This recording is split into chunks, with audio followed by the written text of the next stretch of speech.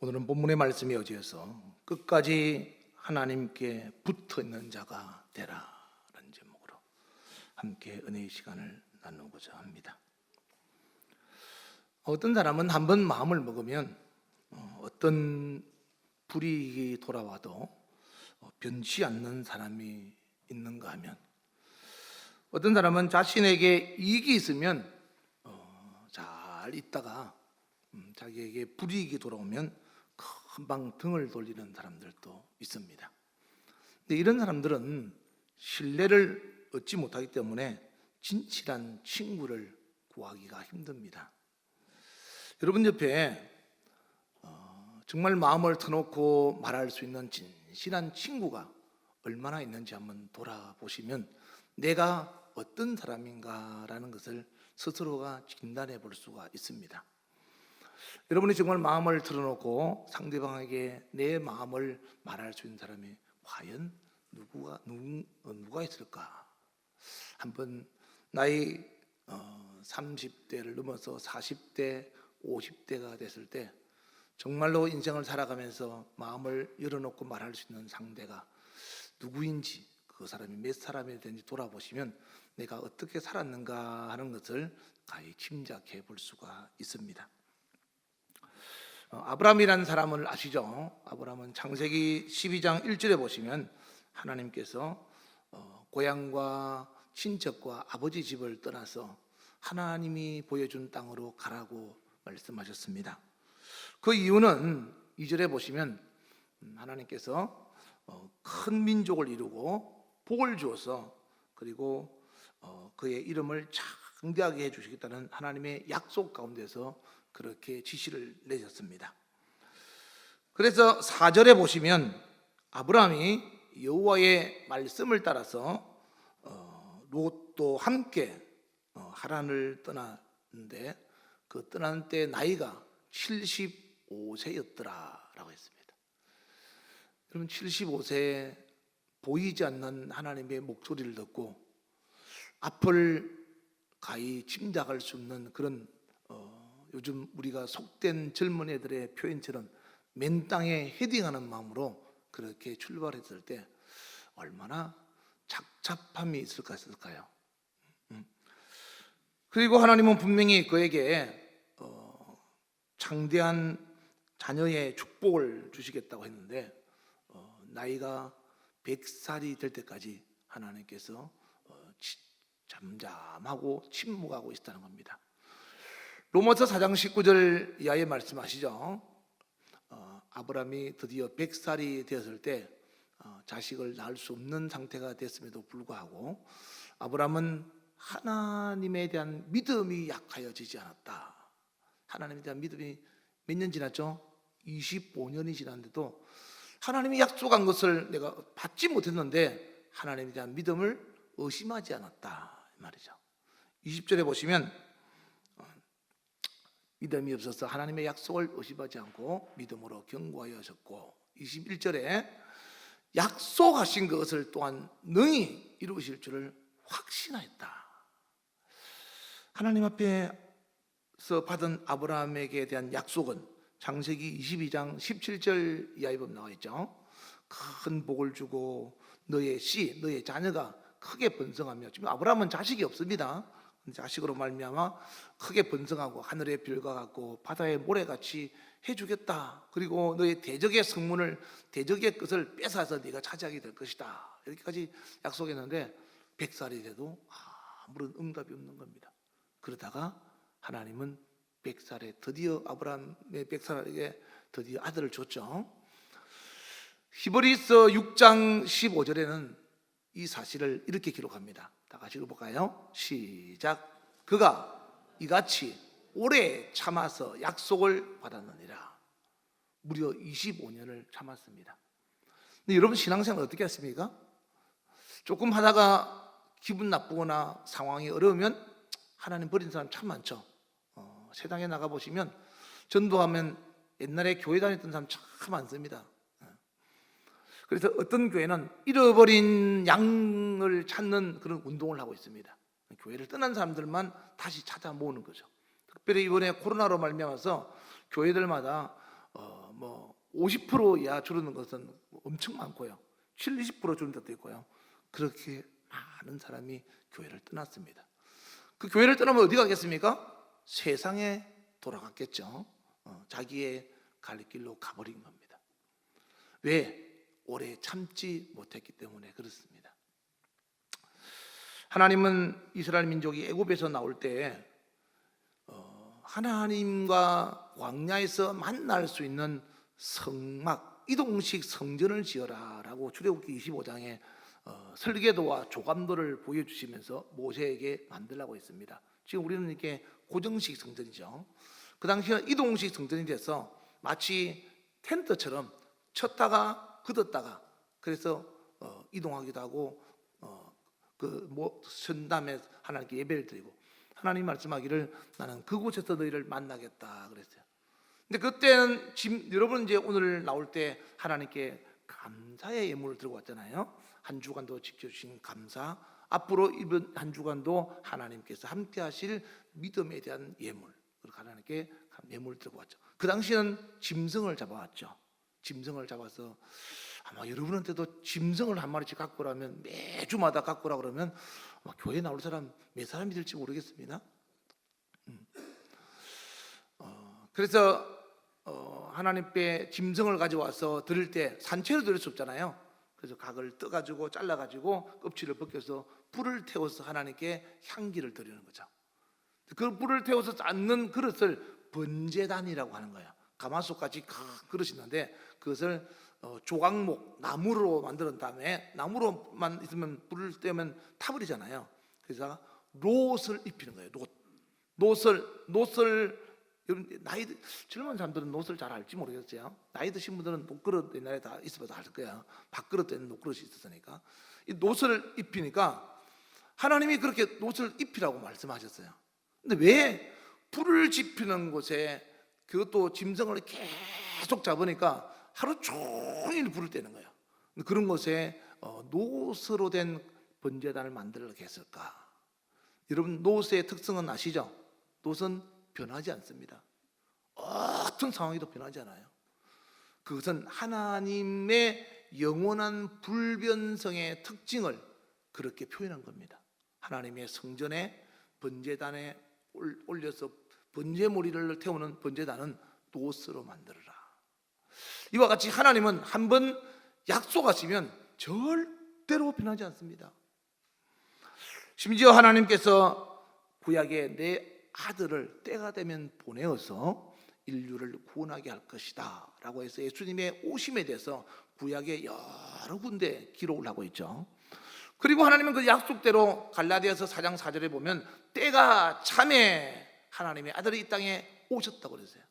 그래서 때가 차서 하나님께서 그 아들을 이 땅에 보내시고, 심지어는 그 예수님이 이 땅에 오셔서 모진 고난과 고통과 괴로움을 다 당하시고 죽기까지 우리를 끝까지 사랑했다는 것을 여러분은 성경을 통해서 많이 듣고 보았습니다.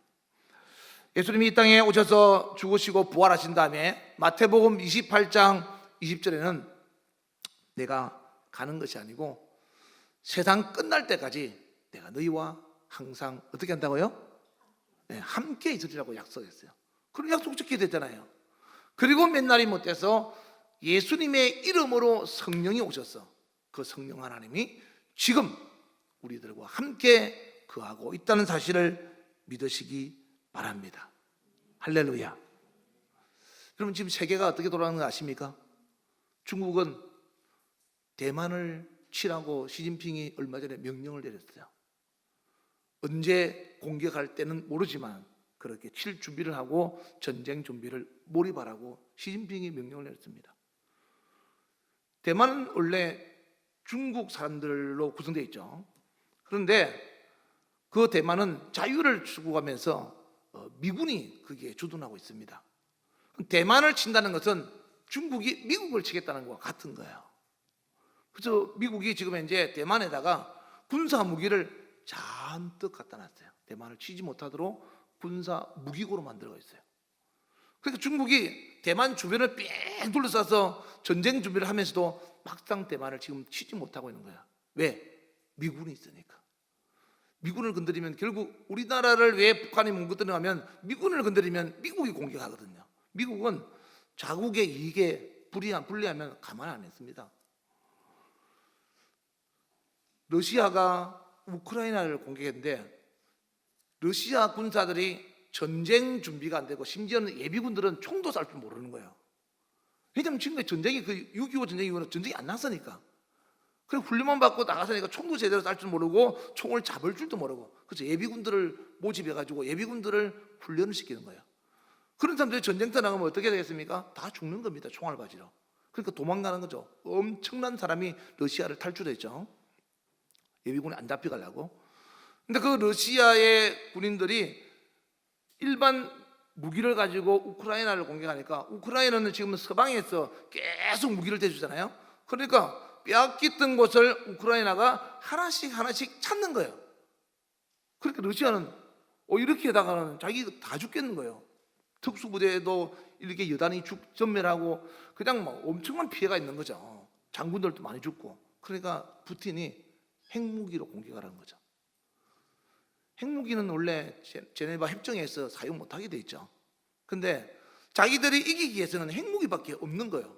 다른 무기와 다른 것들은 안 돼가지고 심지어는 북한에도 무기를 단약을 좀 달라고 손을 내밀었던 러시아니까 훈련도 안 됐지, 무기도 다 떨어졌지, 전쟁이 오래 가니까 오히려 약한 그 우크라이나가 더 이기게 되게 된 거죠. 그러니까 러시아가 드디어 핵무기를 사용하도록 그렇게 준비를 하고 있다는 거예요. 자 보세요. 세계 강국은 러시아, 중국, 미국이에요. 3대국, 3국이에요. 세 나라가 붙으면 어떻게 되겠습니까? 지구는 사라집니다. 그 세 나라에 있는 핵무기는요, 지구를 40번도 더 폭발할 수 있는 무기를 갖고 있어요. 러시아가 핵무기를 사용하겠다고 하니까 미국의 바이든이 뭐라고 말했는지 아세요? 요한계시록 16절에 있는 말씀처럼 이 전쟁은 바로 아마겟돈 마지막 전쟁이 될 것이다 라고 했어요. 근데 그 소리를 들으면서 성경의 요한계시록이 살아있을 때, 우리가 살아있을 때 이루어지려나? 마지막 아마겟돈 전쟁이 이렇게 일어나는가? 우리나라와 북한 때문에 발발할 줄 알았던 제3차 대전이 중국이 대만을, 러시아가 우크라이나를 통해서 이렇게 3차 대전이 일어날 징조가 나타나고 있습니다. 세계 정세를 여러분 눈여겨봐야 돼요. 이런 걸 보면서 우리는 무슨 생각이 되겠습니까? 하나님 앞에서 깨어 있어야 된다라는 거죠. 언제 우리 주님이 이 땅에 다시 오실지, 그리고 이 땅에서 하나님을 기다리는 그리스도의 신부들이 언제 들림을 받을지 아무도 모르는 겁니다. 다만 주님의 약속은 반드시 이루어집니다. 하나님의 아들이 오시겠다는 약속도 하나님 지키셨고, 그 아들이 오셔서 인간들을 위해서 죽으시고 고통받으신 그 사실도 다 이루어졌습니다. 이제 남은 것은 요한복음 14장 3절에 있는 말씀처럼 주님이 우리가 잘 거처를 다 준비하면 다시 오셔서 우리를 데려가겠다는 이 약속도 반드시 이루어질 줄 믿으시기 바랍니다. 여러분, 세상에서 점쟁이들이요 10번 중에 한 번만 맞춰도 용한 점쟁이라고 소문납니다. 근데 성경은 3만 5천 가지의 약속이 있는데 그 모든 것이 하나님이 다 이루셨고 지금도 이루어가고 있으며 마지막 딱 하나 남은 것이 하나님의 아들 예수 그리스도가 이 땅에 재림하는 겁니다. 여러분, 3만 5천 가지 중에서 그 많은 예언과 약속이 다 이루어졌다면 점쟁이가 말하는 것보다 훨씬 더 우리는 믿어야 되지 않겠습니까? 근데 사람들은 이런 하나님의 약속을 외면한다는 거죠. 그래서 사람들의 마음이 부패하는 거예요. 여러분, 여러분의 부부간의 생활 어떻습니까? 처음 결혼할 때처럼 지금도 그렇게 사랑하십니까? 왜 세월이 지나면서 사랑하는 마음이 식어갈까요? 이제는 중요한 사람, 그리고 정말로 사랑하는 사람이 아니라 그냥 필요한 사람으로 바뀌어가고 있지는 않느냐 이 말. 연애할 때는 사랑한다는 소리를 하루에도 몇 번 하다가 결혼해서 살아가면서 이제는 사랑한다는 말을 내가 언제 했는지조차도 기억이 잘 안 나는 거죠. 여러분 들어보셨습니까? 여러분 남편과 아내한테? 가끔씩 요즘 제가 저희 집사람한테 여보 사랑해 여러분, 어이구 이게 언제만이에요? 오랜만이에요? 그런 얘기예요. 네. 저도 자주 하다가 요즘 잘 안 했어요. 근데 그럴 때마다 왜 사랑한다는 말을 할까요? 내 사랑이 상대방에게 변하지 않으려고 스스로를 각인시키는 거예요. 여러분, 하나님 앞에 여러분이 기도할 때 예수님 사랑합니다 이렇게 기도를 해보셨습니까? 그냥 하나님 뭘 주세요, 뭘 해주세요, 해결해 주세요 이런 것만 하지 정말로 주님 사랑합니다, 주님 제가 주님의 사랑을 받으려면 어떻게 해야 될까요? 하고 물음표로 주님을 앞에 다가가는 사람이 과연 얼마나 있을까요? 말입니다. 예레미야 17장 9절 이하를 한번 볼까요? 다 같이 보겠습니다. 시작. 만물보다 거짓되고 심히 부패한 것은 마음이라. 누가 능히 이를 알리오마는 나 여호와는 심장을 살피며 폐부를 시험하고 각각 그의 행위와 그의 행실대로 보응하나니. 사람의 마음이 변질된 사람을 부패한 인간이라고 성경은 말합니다. 여러분 집에서 부패한 음식물을 어떻게 하죠? 쓰레기통에 갖다 버리지 않습니까? 사람도 마찬가지입니다. 전도서에 있는 말씀처럼 영원을 사모하는 마음이 이제는 순간을 사모하는 마음으로 바뀐 거죠. 영원한 세상, 썩지 않을 하나님 나라를 사모하던 마음이 현실에서 살다 보니까 순간을 즐기고 그리고 해결해 나가고자 하는 그 마음으로 바뀌어서 영원한 하나님에 대한 마음이 사라져가고 있다라는 거죠. 그래서 그런 사람들을 보고 마음이 부패한 사람이다. 오늘 저와 여러분은 하나님의 말씀, 늘 생명의 말씀이 여러분 안에서 살아 움직여서 부패할 때마다 썩은 것을 도려내고 말씀 안에서 항상 새롭게 되기를 주의 이름으로 축원합니다. 여러분, 우시아라는 왕 아시죠? 자기 아버지 아마사를 이어서 16살에 유다의 왕이 됐습니다. 성경의 역대하 26장에 보면 나와 있죠. 이 우시아가 16살에 왕이 됐으니까 뭘 알겠습니까? 그죠? 요즘 말하면 중학생인데. 그래서 힘들 때마다 하나님을 찾았습니다. 하나님 도와주세요. 그랬더니 성경에 보니까 귀한 도우심으로, 자기 인간의 생각으로 할 수 없는 놀라운 도우심으로 이 우시아의 삶에 형통하고 부유하고 든든하게 서가는 겁니다. 그래서 나라가 하나님의 손길 가운데서 52년 동안을 엄청나게 부강했어요. 16살에 왕이 돼서 52년이면 몇 살 됐죠? 68살. 네, 그죠? 16살이니까 51을 따면 68살 맞죠? 68살 되니까 하나님을 찾는 것을 포기하는 거예요. 하나님의 말씀을 무시하고. 이제는 뭐 하나님 그동안 같이 있을 만큼 있었다 이거죠. 내 부부 생활 이제 같이 지낼 만큼 지냈으니까 이제는 딴 데 눈을 돌려도 되지 않겠느냐 이거죠. 우시아가 어떻게 됐을까요? 성경에는 하나님이 그를 문둥병자로 만들어서 그를 죽였습니다. 52년 동안 잘 갔으면 끝까지 잘 가야지. 왜 가다가 중간에 떨어지냐 이 말이에요. 응? 여러분, 사도행전 6장 5절에 보시면 초대 교회가 예루살렘 교회죠. 예루살렘 교회에 성령이 충만하고 지혜가 충만하고 사람들에게 칭찬받는 집사 7명을 세웠습니다. 그들은 주의 종을 도와서 하나님 앞에서 일반적인 일들을 하고 주의 종은 기도와 말씀에 전무하도록 그렇게 하나님의 일꾼으로 세웠죠. 그들의 이름이 첫째 누구죠? 서대반, 두 번째는 빌립, 세 번째는 브로고로, 네 번째는 니가노르, 다섯 번째는 디몬, 여섯 번째는 바메나, 일곱 번째는 니골라 이렇게 되어 있습니다. 이들은 예루살렘 교회 안수 집사로 부름을 받았습니다. 그럼 어떻게 되겠죠? 안수 집사가 해야 될 일을 하겠죠. 왜냐하면 안수 집사 세울 때 그냥 세우지 않고 하나님 앞에서 성령이 충만하고 지혜가 충만하고 그리고 사람들에게도 칭찬받는 사람들이었다고 성경은 표현하고 있어요.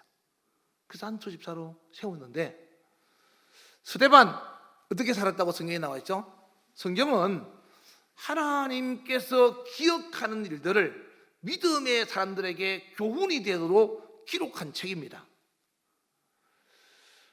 하나님 앞에 선한 일로 기억되어지는 사람하고 악한 일로 되어지는 사람 두 종류가 있죠. 성경에는 선한 일로 기억되어지는 사람은 너희들도 이렇게 살아라 라고 하는 교훈이고, 악한 일로 기억되어지는 사람은 이렇게 살면 망한다는 교훈입니다.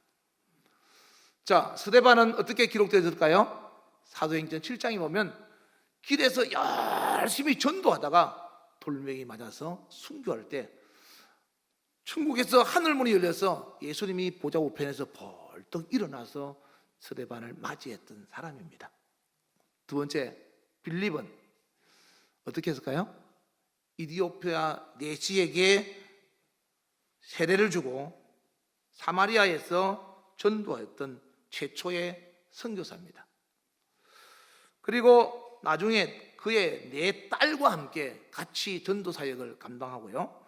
그리고 트랄레스라는 곳에서 감독으로 임명되었다가 나중에는 이 히에라폴리에서 순교를 당했던 사람입니다. 참 훌륭한 일을 한 거죠. 안수집사로서.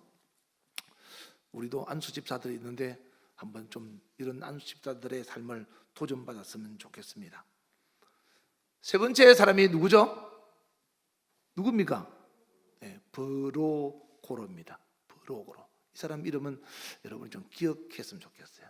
왜냐하면 예수님의 제자 중에서 가장 오래 살았던 사람이 사도 요한이죠. 사도 요한이 기독교를 박해했던 로마의 황제 때문에 밤모섬에 유배가 되었습니다. 그때 이 브로고로 집사가 따라가서 그 사도 요한을 보필하는 겁니다. 열심히 주님을 섬기듯이 보필하고, 그리고 나중에 자유가 됐을 때 이 사도 요한은 근 100살이 가까운 노년에 어디로 가는가 하면 에베소로 가게 됩니다. 에베소에 가서 요한 1서, 요한 2서, 요한 3서, 그리고 사도 요한에 있었던 것은 요한계시록이죠. 이런 글들을 누가 썼는가 하면 나이 드는데 어떻게 글을 쓰겠습니까? 이 버르고로 집사가 대필해 쓴 사람입니다. 그리고 이 버르고로 집사는 사도 요한이 죽고 난 다음에 니코메니아라는 곳에서 감독, 지금으로 말하면 감리교 감독은 목사죠. 그러니까 니코메니아에서 목사로 살다가 인생을 마친 사람입니다. 스데반도 빌립도 브로고로도 참 훌륭하게 살았죠, 그죠? 그 다음 네 번째 누구죠? 니가노로, 디몬, 바메나. 이 사람들 뭐 했을까요? 아무것도 안 했습니다.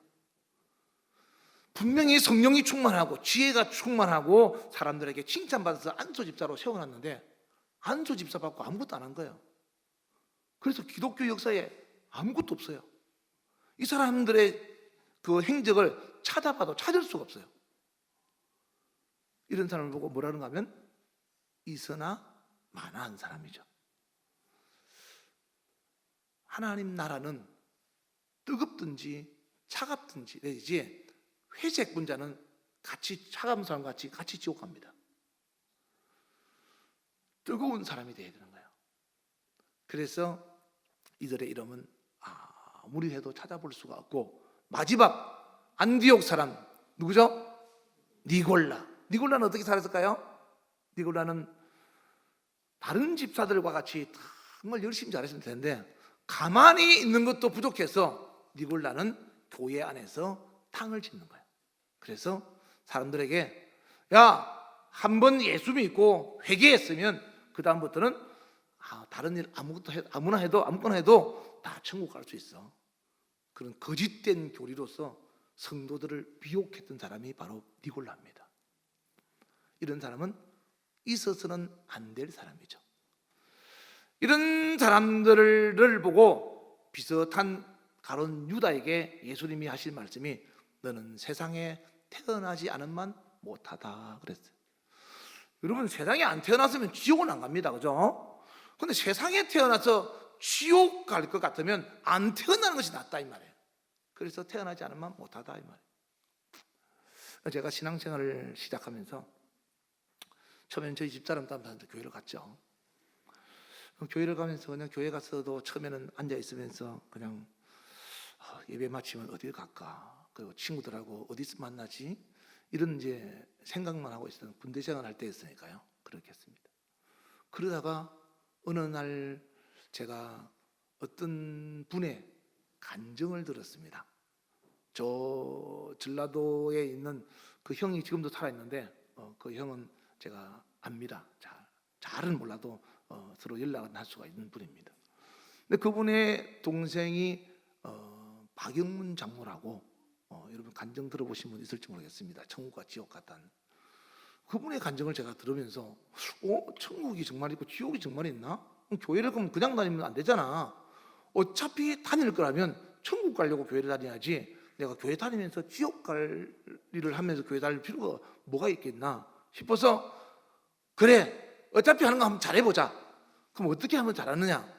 그래서 진짜 물어보기도 하고, 이제 신앙생활 먼저 하는 사람한테 찾아가서 이야기도 하고, 그러다 보니까 이제 첫 번째는 기도하고, 두 번째는 말씀을 듣는 것마다 행동으로 옮겨서 말씀을 실천하려고 하고. 여러분 살면서 신앙생활을 잘할 수 있는 환경이 많을까요? 신앙생활을 잘 못할 수 있는 환경이 많을까요? 잘할 수 있는 환경이 하나라면 잘 못할 수 있는 환경은 아마 99가지가 될 겁니다. 그러니까 여러분이 신앙생활을 잘하려면 99가지를 이겨야만 신앙생활을 잘할 수가 있는 거죠. 그 신앙생활은 가만히 있으면 절대로 잘 안 됩니다. 그리고 그 사람은 주님 앞에 갔을 때 어쩌면 하나님께서 모른다고 할지도 모릅니다. 그러니까 지옥 가는 사람은 아무것도 안 해도 됩니다. 그냥 가만히 있다가 그냥 죽으면 지옥 문 앞에 가 있습니다. 근데 천국 갈 사람은 반드시 말씀에 의해서, 하나님 말씀에 의해서 의지를 가지고 자기의 인생의 방향을 하나님 말씀과 함께 동행하며 살아야 된다는 거죠. 믿음으로 구원을 얻고 행위로 상을 받는다고요? 믿음과 행함은 야고보서 2장 22절에 보면 하나라 그랬어요. 손바닥의 앞과 손바닥의 뒤는 손인으로서 하나입니다. 믿음이 있는 사람은 반드시 행함도 있어요. 그래서 믿음은 행함으로 말미암아 온전케 된다고 말씀하고 있는 거죠. 사랑하는 여러분, 어차피 할 신앙생활이라면 한번 열심히 한번 해봅시다. 할렐루야. 사무엘상 15장 11절에 보시면 초대 왕으로 하나님께 부름을 입었던 사울은 왕이 되기 전에는 하나님을 잘 섬겼던 사람이죠. 근데 왕이 되고 난 다음에 변했습니다. 변했어. 그래서 하나님이 내가 너를 왕 삼은 것을 후회한다. 하나님이 그렇게 말씀하셨어요. 오늘 저와 여러분이 하나님 앞에 후회스러운 사람이 되지 않았으면 좋겠습니다. 누군가에 의해서 여러분이 교회를 나왔죠.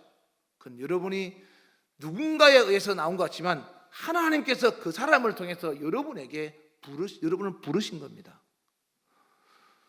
하나님과 우리는 다른 사람과 결부되는 것이 아니고 나와 하나님과의 1대1의 관계예요.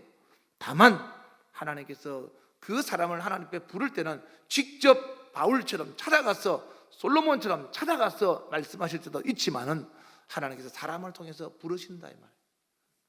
그리고는 그 사람이 하나님 앞에서 부름을 받고 나왔을 때 어떻게 사느냐가 중요하다. 우시아나 사울이나 그리고 브로그르나 디몬이나 바메나나 니굴라 같이 하나님 앞에 부르심을 입고 선택받았다가 끝이 안 좋아서 망하는 사람이 얼마나 많은지 모릅니다. 전 교회에서, 큰 교회에서 여전도 회장하다가 신앙생활 안 하는 사람도 봤습니다. 청년부 회장하다가 신앙생활 그만둔 사람도 봤습니다. 심지어는 목사하다가 목사 안 하는 사람도 봤습니다. 얼마나 안타까운지 몰라요. 인간은 누구나 다 죽습니다. 죽으면은 두 가지 특성이 있다고 말씀드렸죠. 첫 번째 뭐라 했죠? 한계가 있다 이 말은 언제 죽을지 모른다 이 말이에요. 언제 죽을지 모른다.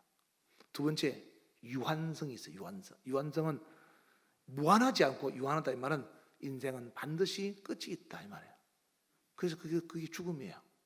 한계성과 유한성을 가진 것이 죽음의 특성입니다.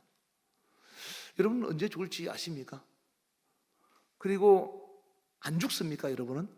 언젠가는 인생은 반드시 끝이 옵니다. 그럼에도 불구하고 영원한 생명을 가지신 하나님을 찾지 않는 이유는 세상에서 자기가 살 수 있는 생명을 구하기 때문에 그렇습니다. 그게 뭘까요? 돈. 그게 뭘까요? 명예. 그게 뭘까요? 아름다운 외모나 든든한 육체를 가지고 살면 오래 살 거라고 생각합니다. 그리고 그것이 행복이고 축복이라고 생각하죠. 누가복음 12장 20절에 보시면 어떤 사람이 세상에서 참 성공한 사건이 있어요. 자주 여러분에게 말씀드리니까 잘 알 겁니다. 이 사람은 창고를 크게 지어서 부자가 됐어요. 그리고는 그가 말하기를 이제 충분히 준비해놨으니까 좀 쉬어도 되겠다, 이제 좀 먹고 즐기면 살아야 되겠다라고 말할 때 하나님이 이렇게 말씀하시는 거예요. 어리석은 자여, 오늘 밤에 너의 영혼을 도로 찾아가리니 그러면 네가 준비한 것이 누구의 것이 되겠느냐. 여러분 속에 여러분의 영혼이 없으면 여러분 육체는 어떻게 되겠습니까? 시체입니다. 시체.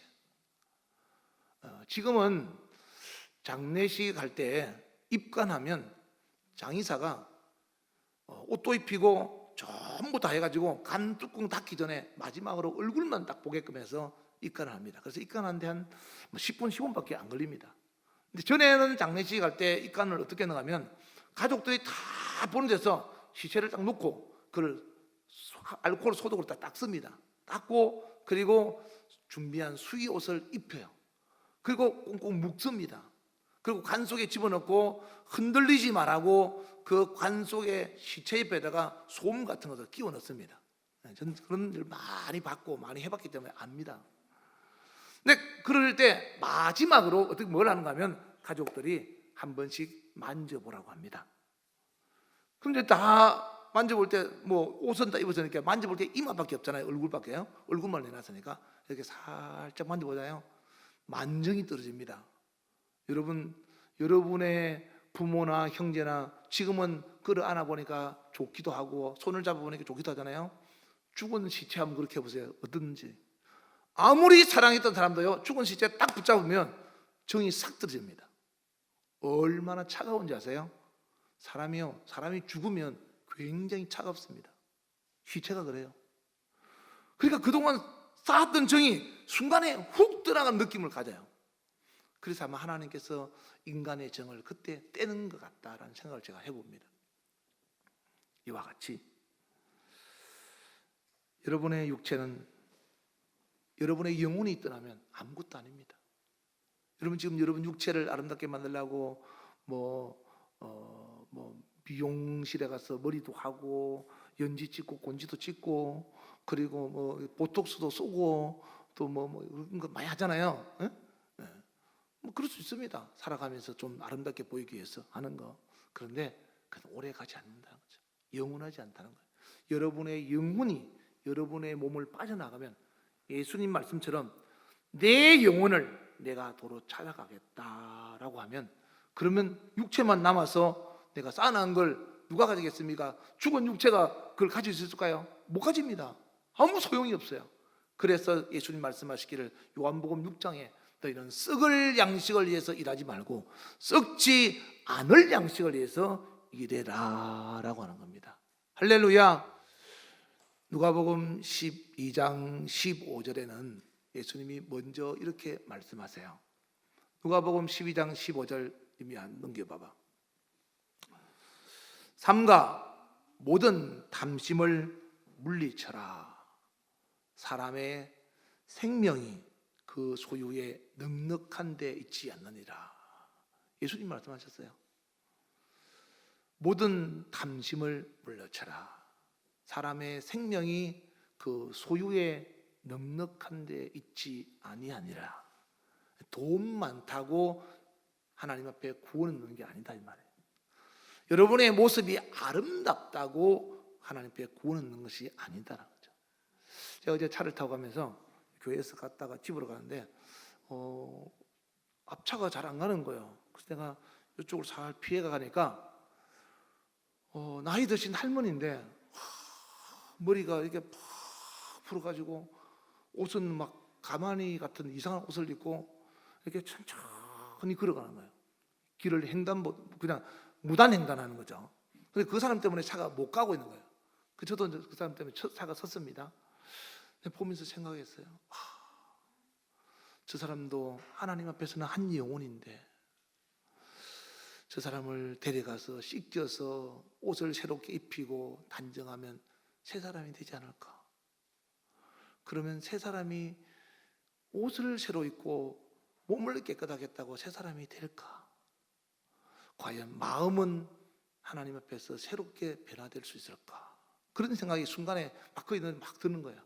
그래서 전에 제가 전도사 때 길거리에 있는 노숙자를 데리다가 씻겨가지고 옷을 갈아입히고 그렇게 새롭게 했던 것이 기억이 나더라고요. 머리에 막 부스럼이 나가지고 이렇게 안수하니까 손바닥에 막 지물 고름 있잖아요. 그게 막 다 묻고 그리고 옷을 벗겨가지고 그냥 타올로 가지고 전부 씻겨가지고 그리고 새 옷을 갈아 입혀서 새 사람으로 만들어졌어요. 그래서 그 사람이 이제 교회에서 살면서 열심히 한다고 하더라고요. 그런데 어느 날 그만 다른 길로 가더라고요. 보면서 사람이 받은 은혜를 알면은 저렇게 할 수는 없을 텐데 그 은혜를 그 사이에 몇 달 만에 잊어버리고 또 옛날 자기의 같은 길로 돌아가는구나 라고 생각하니까 마음이 참 아픈 적이 있었습니다. 세상은 날이 갈수록 부패한 마음을 가진 사람들로 채워가고 있습니다. 노아의 때와 같이 부패한 사람들로 세상이 채워져 가면 채워질 대로 채워지면 하나님은 그때 청소를 하는 겁니다. 표현이 좀 가할지 모르겠지만 만약에 하나님 앞에서 어려운 마음과 하나님 보시기에 아름다운 마음을 가진 사람들이 점점 많아진다면 주님은 다시 이 땅에 오실 필요가 없을 겁니다. 그냥 그래 내가 보기에 참 좋구나라고 했을 겁니다. 근데 이 땅에는 누가 임금 노릇하는가 하면 마귀가 임금 노릇하는 겁니다. 그 마귀가 하나님의 형상을 닮은 사람들에게 하나님을 찾지 못하고 하나님 앞에서 점점 멀어지게끔 그들의 마음을 변질시키는 거예요. 특별히 하나님 앞에 선택받은 저와 여러분에게 찾아와서 교회 못 가게 하고 기도 못하게 하고 전도 못하게 하고 그리고 성경 못 읽게 하고. 여러분 잠 안 오시는 분 있습니까? 밤에 잠 잘 안 오시면 성경을 펴놓고 듣거나 아니면 틀어놔 보세요. 아마 잠 잘 올 겁니다. 왜 그럴까요? 성경을 읽으면 그 사람이 말씀이 들어가서 변화되기 때문에 못 듣게 하는 겁니다. 못 보게 하는 거죠. 설교 시간 왜 좋을까요? 그 사람이 설교 들으면 설교 듣고 깨달으면 변화돼서 하나님의 사람으로서 하나님께 더 가까이 갈까 봐서 못 듣게 하는 겁니다. 그래서 정말로 피곤해서 한 번, 두 번 저럴 수는 있죠. 저는 어떤 때는 집에서 올 때부터 졸릴 때 있습니다. 낮에도 너무 피곤해가지고 집에서 차를 타고 교회 기도하러 오면 오는데도 막 졸릴 때가 있어요. 여러분들 이해합니다. 하루 종일 일하고 저녁에 예배 와서 그럴 수 있습니다. 그런데 이게 한 번이 두 번 되고 두 번이 세 번 되고 이건 그러면 마귀가 습관으로 바꾸는 거예요. 왜 그럴까요? 그 사람이 말씀을 듣고 변화되면 하나님이 기뻐하는 사람이 되잖아요. 하나님 말씀을 듣고도 행동하지 않으면 오히려 마귀는 자기 편이라고 기뻐하는 겁니다. 그래서 설교를 못 듣게 하는 거예요. 여러분 설교를 들으면요, 이건 목사의 말이 아니고 하나님의 목소리다라고 들으면 행동을 하지 않을 수가 없어요. 설교를 하나님의 목소리로 듣느냐, 아니면 목사의 그냥 교훈으로 듣느냐, 아니면 그냥 강사의 강의로 듣느냐 하는 차이는 엄청난 겁니다. 그러므로 여러분들은 항상 하나님의 말씀을 주님의 목소리로 들을 수 있는 귀가 열리기를 주의 이름으로 축원합니다. 세상이 부패해도 여러분은 변하지 말라는 겁니다. 그래서 마태복음 5장 13절에 우리를 보고 뭐라 그랬죠? 세상의 소금이라 그랬어요. 소금은 맛을 잃으면 그냥 버립니다. 근데 소금이 여러분 소금을 집에 놔뒀는데 1년 놔뒀는데 짠맛이 없어지고 단맛이 되는 거 보셨습니까? 그러면 제가 볼 때는 아직까지 없었습니다. 예수님 당시에 이게 소금이 두 군데서 났죠. 하나는 땅에서 나는 소금이 있었고, 하나는 바다에서 나는 소금이 있었어요. 바다에서 나는 소금은 비싸가지고 잘 못 쓰고, 사람들은 대부분 땅에서 나는 소금을 사서 썼습니다. 근데 이 땅에서 나는 소금이 우기와 금기가 있는데, 우기 되면 비가 계속 6개월 동안 오잖아요. 비가 오니까 소금기가 다 빠져가서 소금이 소금 맛을 못 내는 거예요. 그래서 예수님이 그걸 비유로 드는 겁니다. 맛을 잃으면 사람들에게 발에 밟혀서 버리거니와, 맛을 잃지 않는 소금은 임금님 밥상에도 소금, 그리고 거지 밥통에도 소금, 누구에게도 다 소금의 역할을 하는 겁니다. 그러니까 여러분들이 하나님 앞에 소금이다라는 생각을 한다면, 교회에서나 집에 가서나 회사에서나 여러분이 있는 곳에서는 여러분은 하나님의 사람으로서 변하면 안 되고 하나님의 사람 그대로를 나타내야 된다라는 거죠. 어떤 신학생들처럼, 야, 우리 그동안 신학교에서 고생했으니까 졸업여행이니까 가면서 신나게 유행가를 한번 불러보자, 그렇게 하면 안 된다는 거죠. 전 요즘 신학생들도 참 걱정 많이 합니다. 신학교가 빈절이 되니까 그 신학도들이 목사가 돼서 양떼를 다 죽이는 겁니다. 참 안타까운 현실이죠. 악한 마귀는 여러분을 끝까지 못 가게 하기 위해서 온갖 수단을 다 부리고 여러분의 마음에 여러 가지 의심의 생각을 들게끔 만듭니다. 그러나 한 번 선택받았으면 끝까지 잘 갈 수 있기를 주의 이름으로 축원합니다. 마귀에게 속지 맙시다. 제가 아까 서두에 제 이야기를 잠깐 했던 것처럼, 어차피 교회 다니는 거 그냥 교회 다니지 말고 신앙생활 제대로 한번 해서 하나님을 만나기도 하고 하나님이 약속하신 복도 좀 받아보자, 그런 각오를 하다 보니까 제가 특별히 지켜야 될 두 가지를 꼭 지키자. 첫째, 내가 너무 가난하게 자랐으니까 부자가 되고 싶어. 근데 하나님이 성경에 보니까 10분의 1을 하나님께 드리면 부자 된다고 약속하셨어. 그 10분의 1은 꼭 드리자.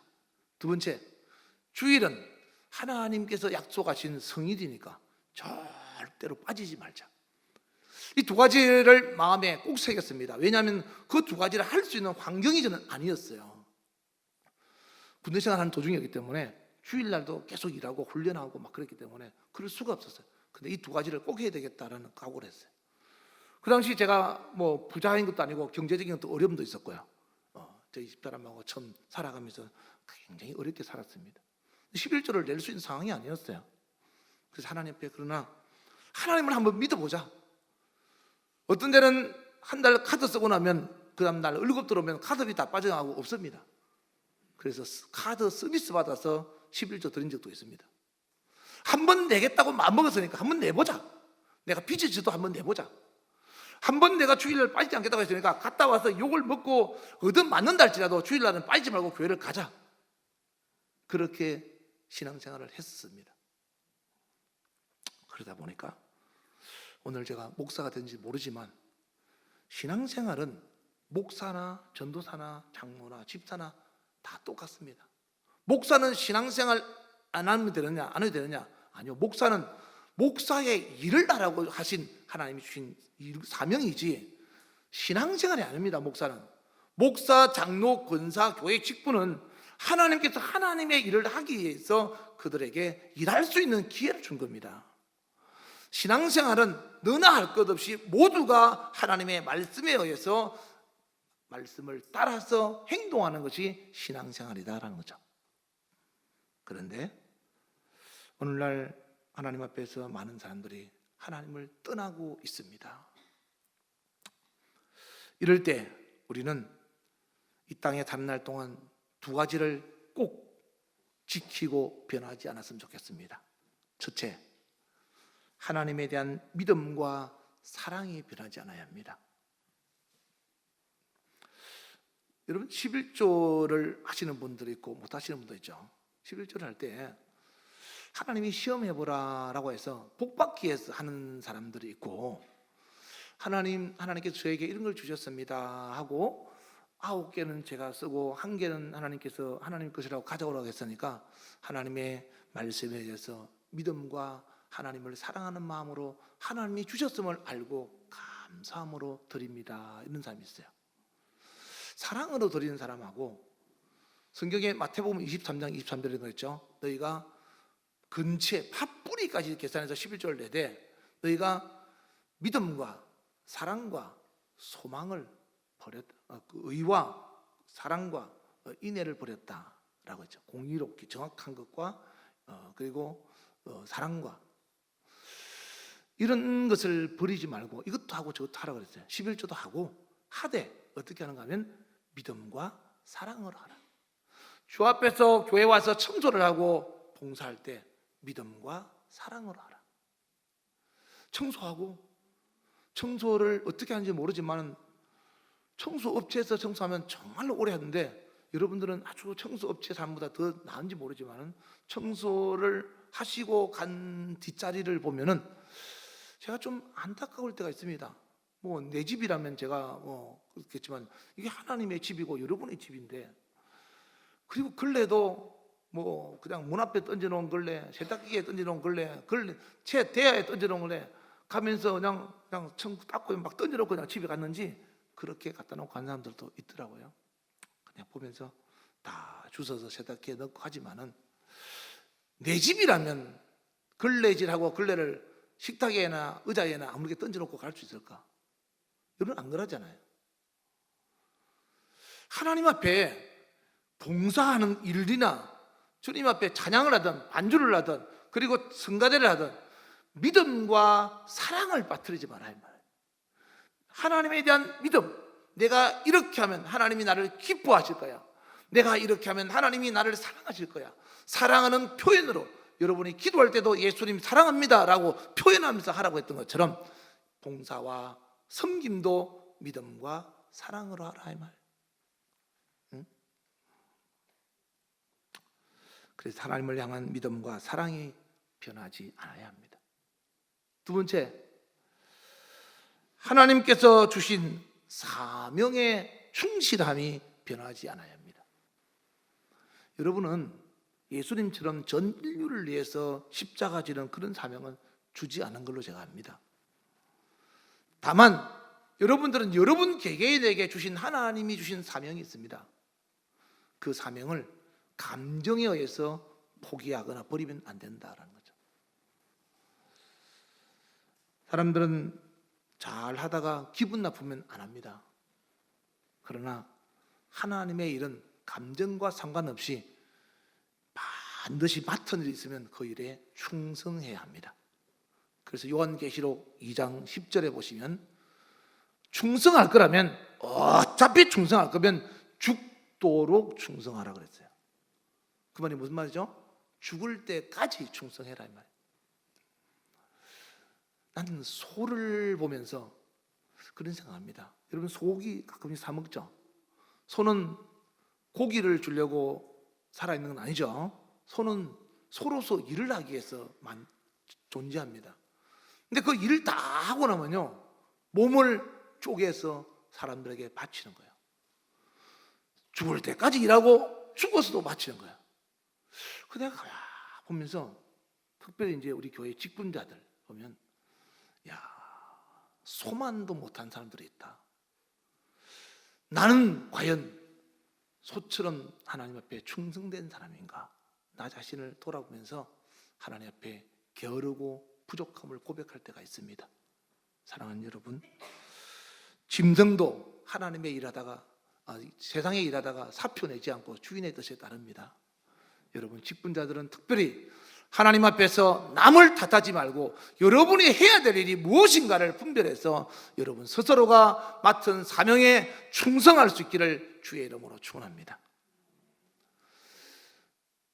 목사 받을 때, 장로, 권사, 임직 받을 때는 한복 입고 나와서 열심히 하겠다고 다들 하지만 세월이 지나서 이제는 뭘 하는지, 그리고 있으나 마나 한지, 어느 교회 가니까 권사님들이 돌아가면서 날마다 교회 나와서 시간대별로 릴레이 기도를 하더라고요. 교회를 위해서, 목사를 위해서, 그리고 양떼를 위해서. 젊은 사람들처럼 특별히 힘을 써서 할 게 못되니까 할 수 있는 것은 기도니까 날마다 아침 먹고 나면 교회 와서 하나님 앞에 성전에서 기도하고 릴레이식으로 권사님 내가 몇 시부터 몇 시까지 할게, 권사님 몇 시부터 몇 시까지 해, 이러면서 릴레이로 하는 그런 교인들을 봤습니다. 참 멋있다라고 생각했어요. 노년을 저렇게 기도함으로 자기의 기도 유익이 될 텐데 하나님 앞에서 그렇게 육체는 노화가 되어도 성령으로 말미암아 늙지 않는 하나님의 사람으로 끝까지 성숙해 갈 수 있는 믿음의 사람이 됐으면 좋겠다라는 생각했습니다. 오늘 저와 여러분도 그렇게 되기를 원합니다. 오늘 본문 마지막 절 다시 보고 말씀을 마치도록 하겠습니다. 다 같이 읽어볼까요? 시작. 오직 너희의 하나님 여호와께 붙어 떠나지 않은 너희는 오늘까지 다 생존하였느니라. 이스라엘 민족이 애굽에서 나올 때 장정만 60만 명이라고 그랬어요. 장정만 60만 명인데 장정이 결혼했으면 아내가 있고 자식이 있겠죠. 그러면 그건 200만 명이 된다 이 말이죠. 근데 그 중에서 광야 40년 동안에 60만 명이 넘게 죽었습니다. 엄청나게 죽었죠. 하루에 장례식을 24번씩 치를 정도로 그렇게 죽었습니다. 그렇게 죽었는데 가나안 땅에 들어갔던 사람은 끝까지 하나님을 붙잡고 붙어있던 사람들만 가나안 땅에 들어가서 그 복을 누렸다 이 말입니다. 여러분, 우리의 영혼의 가나안 땅은 어디겠죠? 어디입니까? 천국이죠. 우리는 지금 영혼의 가나안 땅을 향하여 가고 있는 중입니다. 인생의 광야에서 저와 여러분은 머물고 있는 겁니다. 어떻게 살아야 될까요? 하나님이 이스라엘 민족들처럼 만나와 메추라기를 주었음에도 불구하고 고기 주지 않는다고, 물 없다고 불평하고 불만하고 원망하고 우상을 만들어서 모세를 반역하다가 땅이 갈라져서 죽는 그런 어리석은 사람들처럼 저와 여러분도 여러분이 원하는 질병 고쳐주지 않고, 여러분이 원하는 사업장 성공하지 않고, 여러분이 원하는 자식 잘 되지 않고, 여러분이 원하는 직장생활 잘 안 된다고 하나님을 떠나시겠습니까? 이스라엘 민족처럼 광야에서 죽는 그런 사람 되기를 원하십니까? 난 여러분이 끝까지 다 잘 갔으면 좋겠습니다. 어차피 한번 시작한 거 끝까지 주를 향한 믿음과 사랑이 변치 않고, 그리고 더 나아가서 하나님께서 내게 주신 사명에 충성하면서 마지막까지 변치 않고 끝까지 붙어있는 자가 되어서 하나님 앞에서 영혼의 땅 가나안 천국에서 주님과 더불어 영원히 행복하게 사는 저와 여러분 될 수 있기를 주의 이름으로 축원합니다. 우리 주여 부르고 기도하겠습니다. 주여.